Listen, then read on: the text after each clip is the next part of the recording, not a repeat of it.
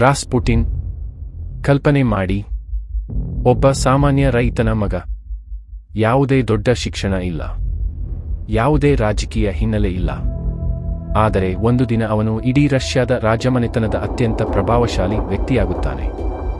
ಜನರು ಅವನನ್ನು ಸಂತ ಎಂದು ಕರೆಯುತ್ತಾರೆ.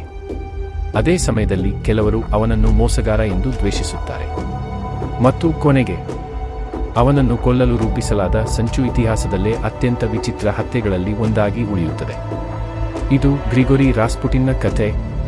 1869ರಲ್ಲಿ ರಷ್ಯಾದ ಸೈಬೀರಿಯಾದ ಒಂದು ಸಣ್ಣ ಹಳ್ಳಿಯಲ್ಲಿ ರಾಸ್ಪುಟಿನ್ ಜನಿಸಿದನು. ಅವನ ಕುಟುಂಬ ಸಾಮಾನ್ಯ ರೈತ ಕುಟುಂಬವಾಗಿತ್ತು. ಬಾಲ್ಯದಲ್ಲಿ ಅವನು ವಿಶೇಷ ವಿದ್ಯಾರ್ಥಿಯಾಗಿರಲಿಲ್ಲ. ಆದರೆ ಅವನ ಬಗ್ಗೆ ಒಂದು ವಿಚಿತ್ರ ಸಂಗತಿ ಜನರು ಗಮನಿಸುತ್ತಿದ್ದರು. ಅವನ ಕಣ್ಣುಗಳು. ಅವನನ್ನು ಭೇಟಿಯಾದವರು ಅವನ ಕಣ್ಣುಗಳಲ್ಲಿ ಒಂದು ವಿಚಿತ್ರ ಆಕರ್ಷಣೆ ಇದೆ ಎಂದು ಹೇಳುತ್ತಿದ್ದರು. ಅವನು ಮಾತನಾಡುವಾಗ ಜನರು ಅವನ ಮಾತುಗಳನ್ನು ಗಮನದಿಂದ ಕೇಳುತ್ತಿದ್ದರು. ವರ್ಷಗಳು ಕಳೆಯುತ್ತಿದ್ದಂತೆ ರಾಸ್ಪುಟಿನ್ನ ಜೀವನದಲ್ಲಿ ದೊಡ್ಡ ಬದಲಾವಣೆ ಶುರುವಾಯಿತು. ಧರ್ಮ ಮತ್ತು ಆಧ್ಯಾತ್ಮಿಕತೆಯ ಕಡೆ ಅವನ ಆಸಕ್ತಿ ಹೆಚ್ಚಾಗತೊಡಗಿತು. ಅವನು ಮನೆ ಬಿಟ್ಟು ಯಾತ್ರೆಗಳಿಗೆ ಹೋಗತೊಡಗಿದನು. ಅನೇಕ ದೇವಾಲಯಗಳನ್ನು ಭೇಟಿ ಮಾಡಿದನು. ಸಂತರನ್ನು ಭೇಟಿಯಾದನು. ಪ್ರಾರ್ಥನೆ ಮತ್ತು ಧ್ಯಾನದಲ್ಲಿ ಸಮಯ ಕಳೆಯತೊಡಗಿದನು. ಹೀಗೆ ನಿಧಾನವಾಗಿ ಅವನು ಧಾರ್ಮಿಕ ವ್ಯಕ್ತಿಯಾಗಿ ಪ್ರಸಿದ್ಧನಾದನು. ಜನರು ತಮ್ಮ ಸಮಸ್ಯೆಗಳನ್ನು ಅವನ ಬಳಿ ತರುತ್ತಿದ್ದರು. ಕೆಲವರು ಅವನ ಪ್ರಾರ್ಥನೆಯಿಂದ ತಮ್ಮ ಆರೋಗ್ಯ ಸುಧಾರಿಸಿದೆ ಎಂದು ಹೇಳುತ್ತಿದ್ದರು. ಇದರಿಂದ ಅವನ ಖ್ಯಾತಿ ದೂರ ದೂರ ಹರಡತೊಡಗಿತು. ಕೊನೆಗೆ ಆ ಖ್ಯಾತಿ ರಷ್ಯಾದ ರಾಜಧಾನಿ ಸೇಂಟ್ ಪೀಟರ್ಸ್ಬರ್ಗ್ಗೂ ತಲುಪಿತು. ಆ ಸಮಯದಲ್ಲಿ ರಷ್ಯಾವನ್ನು ಜಾರ್ ನಿಕೋಲಸ್ ದ್ವಿತೀಯ ಮತ್ತು ರಾಣಿ ಅಲೆಕ್ಸಾಂಡ್ರಾ ಆಳುತ್ತಿದ್ದರು. ಅವರಿಗೆ ಅಲೆಕ್ಸಿ ಎಂಬ ಮಗನಿದ್ದನು. ಆದರೆ ಅಲೆಕ್ಸಿಗೆ ಹಿಮೋಫಿಲಿಯಾ ಎಂಬ ಅಪಾಯಕಾರಿ ಕಾಯಿಲೆ ಇತ್ತು. ಅವನಿಗೆ ಸಣ್ಣ ಗಾಯವಾದರೂ ರಕ್ತಸ್ರಾವ ನಿಲ್ಲುತ್ತಿರಲಿಲ್ಲ. ಅತ್ಯುತ್ತಮ ವೈದ್ಯರು ಪ್ರಯತ್ನಿಸಿದರೂ ಹೆಚ್ಚಿನ ಪ್ರಯೋಜನವಾಗಲಿಲ್ಲ. ರಾಣಿ ತುಂಬಾ ದುಃಖದಲ್ಲಿದ್ದಳು. ಅದೇ ಸಮಯದಲ್ಲಿ ರಾಸ್ಪುಟಿನ್ ಬಗ್ಗೆ ಅವಳಿಗೆ ತಿಳಿಯಿತು. ಕೊನೆಗೆ ರಾಸ್ಪುಟಿನ್ನನ್ನು ರಾಜಮನೆತನಕ್ಕೆ ಕರೆಯಲಾಯಿತು. ಅವನು ಯುವರಾಜನಿಗಾಗಿ ಪ್ರಾರ್ಥನೆ ಮಾಡಿದನು. ಆಶ್ಚರ್ಯಕರವಾಗಿ ಕೆಲವೇ ದಿನಗಳಲ್ಲಿ ಅಲೆಕ್ಸಿಯ ಆರೋಗ್ಯದಲ್ಲಿ ಸುಧಾರಣೆ ಕಂಡುಬಂದಿತು ಎಂದು ಹೇಳಲಾಗುತ್ತದೆ. ಇದು ನಿಜವಾಗಿಯೂ ಪವಾಡವಾಗಿತ್ತಾ ಅಥವಾ ಕೇವಲ ಕಾಕತಾಳೀಯವಾಗಿತ್ತಾ? ಇಂದಿಗೂ ಇತಿಹಾಸಕಾರರು ಈ ಪ್ರಶ್ನೆಗೆ ಸ್ಪಷ್ಟ ಉತ್ತರ ನೀಡಲು ಸಾಧ್ಯವಾಗಿಲ್ಲ. ಆದರೆ ಒಂದು ವಿಷಯ ಮಾತ್ರ ಖಚಿತ.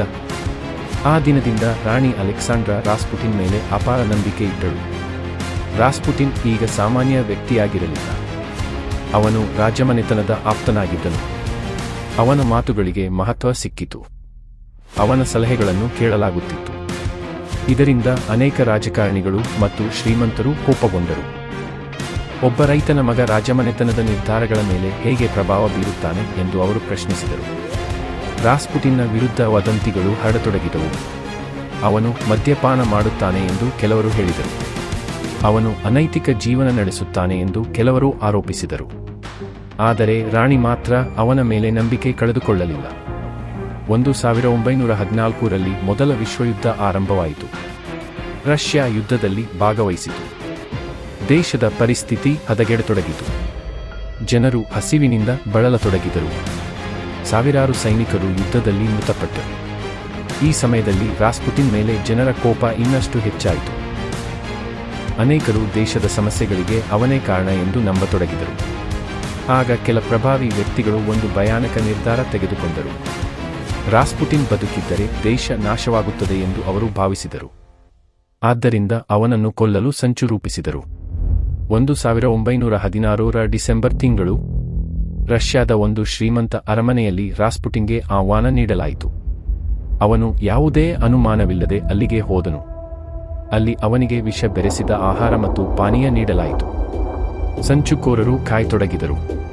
ಕೆಲ ನಿಮಿಷಗಳು ಕಳೆದವು. ನಂತರ 1 ಗಂಟೆ. ಆದರೂ ರಾಸ್ಪುಟಿನ್ಗೆ ಏನೂ ಆಗಲಿಲ್ಲ. ಅವರು ಬೆಚ್ಚಿಬಿದ್ದರು. ಕೊನೆಗೆ ಅವರಲ್ಲಿ ಒಬ್ಬನು ಬಂದೂಕು ತೆಗೆದು ರಾಸ್ಪುಟಿನ್ಗೆ ಗುಂಡು ಹಾರಿಸಿದನು. ರಾಸ್ಪುಟಿನ್ ನೆಲಕ್ಕೆ ಬಿದ್ದನು. ಎಲ್ಲರೂ ಅವನು ಸತ್ತಿದ್ದಾನೆ ಎಂದುಕೊಂಡರು. ಆದರೆ ಕೆಲವು ಕ್ಷಣಗಳ ನಂತರ ನಡೆದ ಘಟನೆ ಅವರನ್ನು ಭಯದಿಂದ ನಡುಗಿಸಿತು. ರಾಸ್ಪುಟಿನ್ ಮತ್ತೆ ಎದ್ದು ನಿಂತನು. ಅವನು ಹೊರಗೆ ಓಡತೊಡಗಿದನು. ಸಂಚುಕೋರರು ಬೆಚ್ಚಿಬಿದ್ದು ಮತ್ತೊಮ್ಮೆ ಅವನ ಮೇಲೆ ಗುಂಡು ಹಾರಿಸಿದರು. ಈ ಬಾರಿ ಅವನು ನೆಲಕ್ಕೆ ಕುಸಿದನು. ಆದರೂ ಅವರಿಗೆ ಭಯ ಹೋಗಲಿಲ್ಲ. ಕೊನೆಗೆ ಅವನ ದೇಹವನ್ನು ಕಟ್ಟಿಹಾಕಿ ಹಿಮದಿಂದ ಆವೃತವಾಗಿದ್ದ ನದಿಗೆ ಎಸೆದರು. ಕೆಲ ದಿನಗಳ ನಂತರ ಅವನ ಶವ ಪತ್ತೆಯಾಯಿತು. ಅವನ ಸಾವಿನ ಬಗ್ಗೆ ಅನೇಕ ಕಥೆಗಳು ಹುಟ್ಟಿಕೊಂಡವು. ಕೆಲವರು ವಿಷವು ಕೆಲಸ ಮಾಡಲಿಲ್ಲ ಎಂದು ಹೇಳಿದರು. ಕೆಲವರು ಗುಂಡೇಟಿನ ನಂತರವೂ ಅವನು ಬದುಕಿದ್ದನು ಎಂದು ಹೇಳಿದರು. ಇನ್ನು ಕೆಲವರು ಅವನು ನೀರಿನಲ್ಲಿ ಮುಳುಗಿ ಸತ್ತನು ಎಂದು ನಂಬಿದರು. ನಿಜವಾಗಿ ಏನಾಯಿತು ಎಂಬುದು ಇಂದಿಗೂ ಚರ್ಚೆಯ ವಿಷಯವಾಗಿದೆ. ಆದರೆ ಒಂದು ವಿಷಯ ಸ್ಪಷ್ಟ: ರಾಸ್ಪುಟಿನ್ನ ಮರಣದ ಕೆಲವೇ ತಿಂಗಳ ನಂತರ ರಷ್ಯಾದ ರಾಜಮನೆತನ ಕುಸಿದು ಬಿದ್ದಿತು. ಕ್ರಾಂತಿ ಆರಂಭವಾಯಿತು. ಜ್ಯಾಕ್ ನಿಕೋಲಸ್ ದ್ವಿತೀಯ ತನ್ನ ಅಧಿಕಾರ ಕಳೆದುಕೊಂಡನು. ಹೀಗೆ ರಾಸ್ಪುಟಿನ್ ಮತ್ತು ರಷ್ಯಾದ ಸಾಮ್ರಾಜ್ಯದ ಕಥೆಗಳು ಒಂದೇ ಸಮಯದಲ್ಲಿ ಅಂತ್ಯ ಕಂಡವು. ಇಂದು ರಾಸ್ಪುಟಿನ್ನ ಹೆಸರನ್ನು ಕೇಳಿದಾಗ ಜನರು ಇನ್ನೂ ಆಶ್ಚರ್ಯಪಡುತ್ತಾರೆ. ಅವನು ನಿಜವಾಗಿಯೂ ಪವಿತ್ರ ವ್ಯಕ್ತಿಯಾಗಿದ್ದನಾ? ಅಥವಾ ಚತುರ ಮೋಸಗಾರನಾಗಿದ್ದನಾ? ಅವನು ನಿಜವಾಗಿಯೂ ಅದ್ಭುತ ಶಕ್ತಿಗಳನ್ನು ಹೊಂದಿದ್ದನಾ? ಅಥವಾ ಜನರ ನಂಬಿಕೆಯನ್ನು ತನ್ನ ಪರವಾಗಿ ಬಳಸಿಕೊಂಡಿದ್ದನಾ? ಈ ಪ್ರಶ್ನೆಗಳಿಗೆ ಉತ್ತರ ಇನ್ನೂ ರಹಸ್ಯವೇ. ಆದರೆ ಒಂದು ವಿಷಯ ಮಾತ್ರ ಖಚಿತ: ಒಬ್ಬ ಸಾಮಾನ್ಯ ರೈತನ ಮಗನ ಕತೆ ಇತಿಹಾಸದ ಅತ್ಯಂತ ವಿಚಿತ್ರ ಮತ್ತು ರಹಸ್ಯಮಯ ವ್ಯಕ್ತಿಗಳಲ್ಲಿ ಒಬ್ಬನಾಗಿ ಶಾಶ್ವತವಾಗಿ ಉಳಿದಿದೆ. ಮತ್ತು ಅದಕ್ಕಾಗಿಯೇ ರಾಸ್ಪುಟಿನ್ನ ಕತೆ ಇಂದಿಗೂ ಜಗತ್ತಿನ ಜನರನ್ನು ಆಕರ್ಷಿಸುತ್ತಲೇ ಇದೆ.